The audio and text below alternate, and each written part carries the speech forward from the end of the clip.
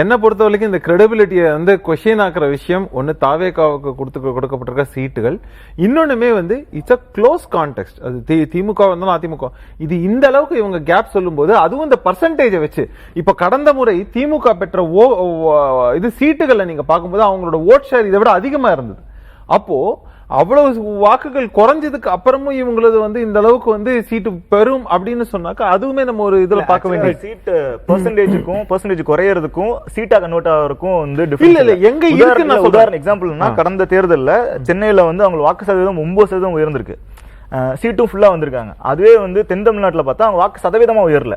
ஆனா இன் seat gain பார்த்தோம்னா number of seeds gain வந்து அவங்க இடத்துல ஒரு 9 சீட் பக்கம் கெயின் பண்ணிருக்காங்க. லூஸ் பண்ண இடத்துல கெயின் ஜாஸ்தி வாங்கிருக்காங்க. ஆனா இன் டர்ம்ஸ் ஆஃப் பெர்சன்டேஜ் பார்த்தா கம்மியா தான் வாங்கிருக்காங்க. சோ பெர்சன்டேஜ் அந்த ரிலேஷன் வந்து இடத்துக்கு இடம் மாறுபடும்ங்கிறதுல எனக்கு வந்து மாற்று கருத்து கிடையாது.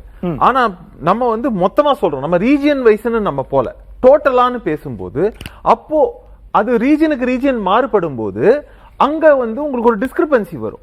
அதை நம்ம பார்க்க தவறுறோங்கிறதான் பாயிண்ட். அப்ப டோட்டலா இருக்கும்போது இவ்வளவு சீட்டுகள் இவங்க சொல்ற மாதிரி வரதுக்கான சான்ஸ்கள் அங்க क्वेश्चन வருது அப்படின்னா எல்லா பார்ட்டிக்குமே அது பொருந்துமான்னு நான் கேட்கிறேன். எல்லா பார்ட்டிக்கும் தான், எல்லாத்துக்குமே இல்ல.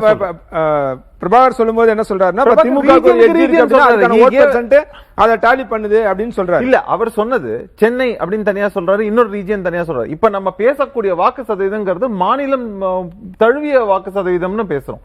அப்போ மொத்தமான போட்டு பார்க்கும்போது ஏதோ ஒரு இடங்கள்ல சர்க்கிள் நிச்சயமா இருந்திருக்குமா இல்லையா? அப்போ நீங்க இந்த நம்பக தன்மைங்கிறது மிகப்பெரிய ஒரு கேள்விக்குறியாகுதுங்கிறத பாக்குறோம்.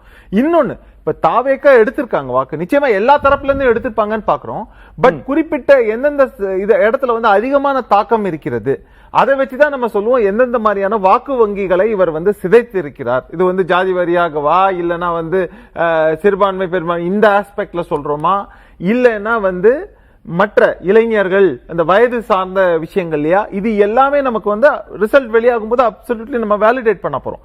ஆனா இன்னைக்கு மொத்தமா இவர்கள் சொல்லக்கூடிய பர்சன்டேஜையோ மற்ற விஷயங்களை வச்சு பார்க்கும்போது இது நிச்சயமா டேலி ஆளுங்கிற ஒரு கேள்வி இருக்கு.